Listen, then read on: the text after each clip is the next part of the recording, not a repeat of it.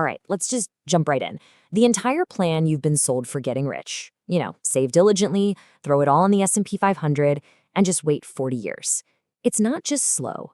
It is fundamentally, catastrophically flawed.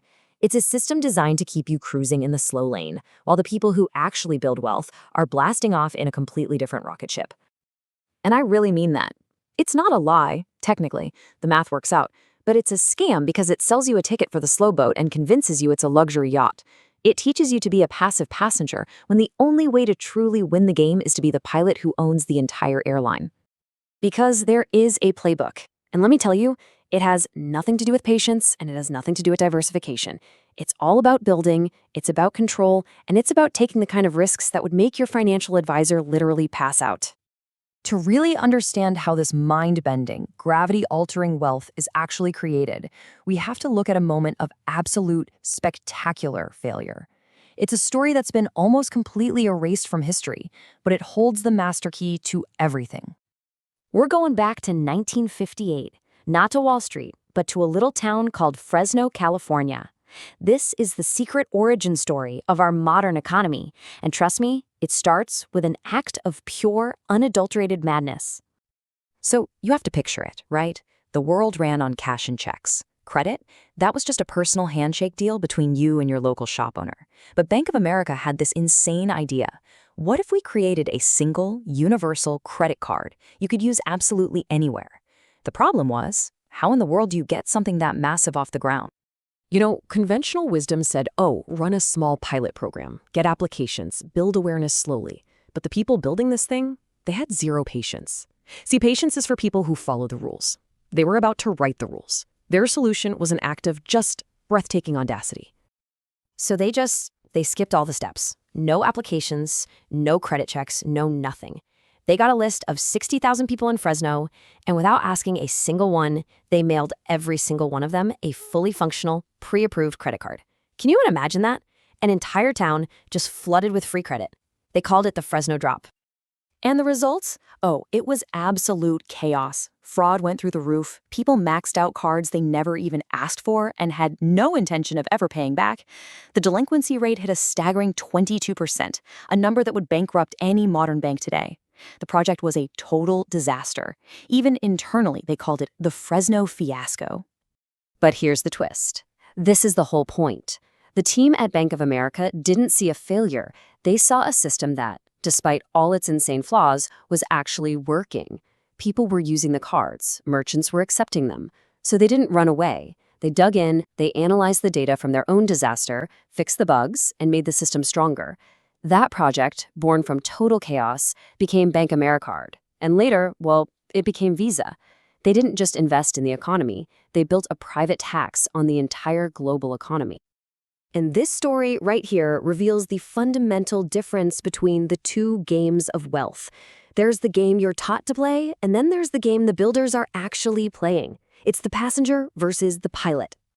The key difference here boils down to one simple word: agency. As a passenger, a passive investor, your ability to actually affect the outcome is zero. It's designed to be zero. You just buy a ticket and hope the plane doesn't crash. But a pilot, a builder, they have 100% agency. Yeah, they take on concentrated, company-breaking risk, but their hands are on the controls. They aren't collectors of assets. They are creators of systems. So just let that sink in for a second.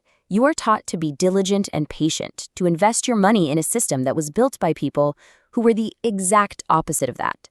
It was forged in an act of irrational audacity and total control. You are playing on their field by their rules. So to break out of this trap, we need to stop thinking about finance and start thinking about physics. Because the real problem with your portfolio isn't the math, it's that it's fighting a fundamental law of the entire universe. This is entropy. It's the universal law that everything tends toward chaos and decay. And a passive investment portfolio, it's pretty much an isolated system. You put money in, and you just hope that the chaotic forces of the market don't tear it all apart. You're in a constant defensive battle against entropy itself. But what's the opposing force? Well, it's life. Living systems. They are negentropic.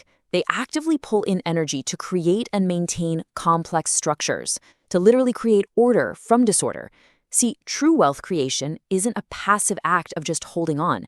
It's an active, negentropic act of building.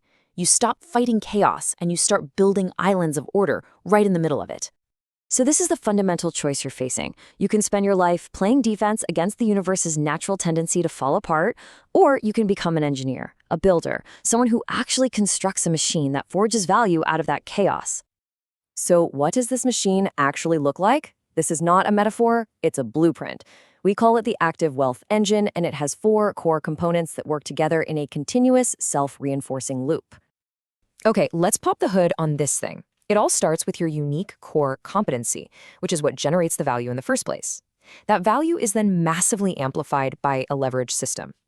It gets tested and refined by a feedback loop with the real world, and then finally, it's captured by a monetization interface. And this creates a powerful upward spiral of wealth. First up, your irreproducible competency core. Think of this as the engine's fusion reactor. It's that unique intersection of your personal skills that nobody else has. It's where true value is born. That power gets amplified by your leverage system, which is like the turbine that multiplies your effort 1,000 times over. The value feedback loop, that's your flight computer using real-time data to steer the ship. And the monetization interface is the transmission, converting all that raw power into forward motion, aka cash flow. Now let's zoom in on that leverage system, because this is how you multiply yourself into an army.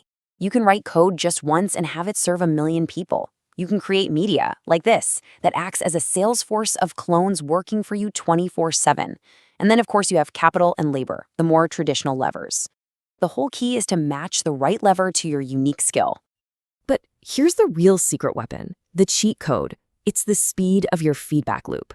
In passive investing, your feedback time is measured in years. You might wait a whole decade to find out if your strategy actually worked. With an active engine, you can get feedback from the market in days, hours, even minutes.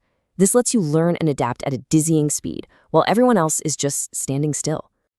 And once you start thinking this way, the entire goal of the game changes. It's no longer about hitting some arbitrary number in a bank account. The line between work and investment just dissolves. The new goal is something much, much more powerful: sovereignty. So I'll ask you, what is your most valuable asset? It's not the money in your 401k. It's not the equity you have in your house. Your single greatest asset is the engine you build.